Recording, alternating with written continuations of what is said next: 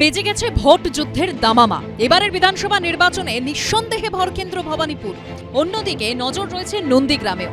জোড়া কেন্দ্রে একদিকে মমতা বন্দ্যোপাধ্যায়ের বিপরীতে শুভেন্দু অধিকারী, অন্যদিকে শুভেন্দু অধিকারীর উল্টো দিকে বিজেপি ছেড়ে আসা পবিত্র কর।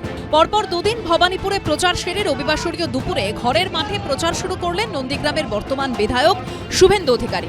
অন্যদিকে বুধবার নিজের প্রচার সফরের দ্বিতীয় দিনে নন্দীগ্রামকে রেখেছেন অভিষেক বন্দ্যোপাধ্যায়। ওই দিন সেখানে কর্মীদের নিয়ে বৈঠক করবেন। আপনারা যত বেশি করে নন্দীগ্রামের দায়িত্ব দেবেন, তত বেশি বেশি ভোটে ভবানীপুরে আবার মমতা ব্যানার্জিকে আমি হারাতে। এদিন আশাদতলিয়ার দুর্গা মন্দিরে পুজো দিয়ে প্রচার শুরু করেন শুভেন্দু অধিকারী। মন্দির থেকে বেরিয়ে খোল বাজিয়ে নাম সংকীর্তন করেন।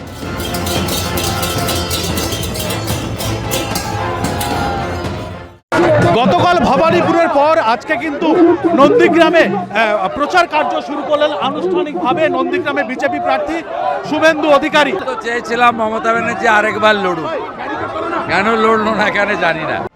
তৃণমূল প্রার্থী পবিত্র করের বাড়ির সামনে দিয়ে মিছিল যাওয়ার সময় চোর চোর স্লোগান তোলেন বিজেপি কর্মী সমর্থকরা।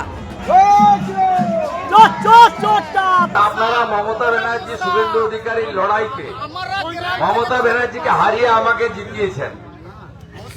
এরপরে যাদেরকে ওরা প্রার্থী করেছে আমি তাদের প্রতি সম্মান রেখেই বলি, ওদেরকে ওদের বাড়ির লোক ছাড়া কেউ চেনে না। আমার বাড়িটাই পুরো নন্দীগ্রাম বিধানসভা, আমি মনে করি 100% আমরা জয়লাভ করব।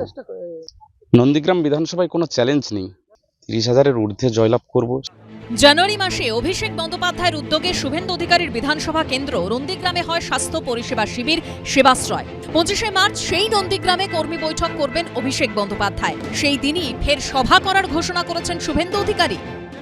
আগামী 27শে মার্চ রামনবমীতে দেখা হবে, আগামী 25 তারিখে কর্মী সভায় দেখা হবে, আর আগামী 30 তারিখ মনোনয়ন জমা দেওয়ার দিন আপনারা সবাই আমার সাথে থাকবেন। এবার শুভেন্দু জানে নন্দীগ্রামে এবার লোডশেডিং হবে না, এবং লোডশেডিং না হলে শুভেন্দু এমএলএ হবে না, সেটা শুভেন্দু নিজেও জানে। তার উপরে পবিত্রকর নন্দীগ্রামে প্রার্থী হয়, একদিকে যেরকম বিজেপির মোরাল ডাউন হয়ে গিয়েছে, শুভেন্দুর কপালে দুশ্চিন্তার ভাঁজ পড়তে বাধ্য, এবং তার জন্যই যেদিনকে অভিষেক ব্যানার্জিকে কর্মী সভা করতে হচ্ছে সেই দিনই শুভেন্দু অধিকারীকেও কর্মী সভা করতে হচ্ছে। কিন্তু ভবানীপুরে যেহেতু বিজেপি ওকে দাঁড়াতে বলেছে, তাই এখন না দাঁড়ালে পরে কর্মী সমর্থক সহ গোটা রাজ্যে বার্তা যেত যে শুভেন্দু পালিয়ে গেল।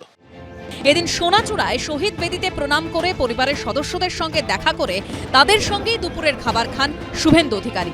বিটন চক্রবর্তীর রিপোর্ট, এবিপি আনন্দ, পূর্ব মেদিনীপুর। এবিপি আনন্দ, এগিয়ে থাকে, এগিয়ে রাখে।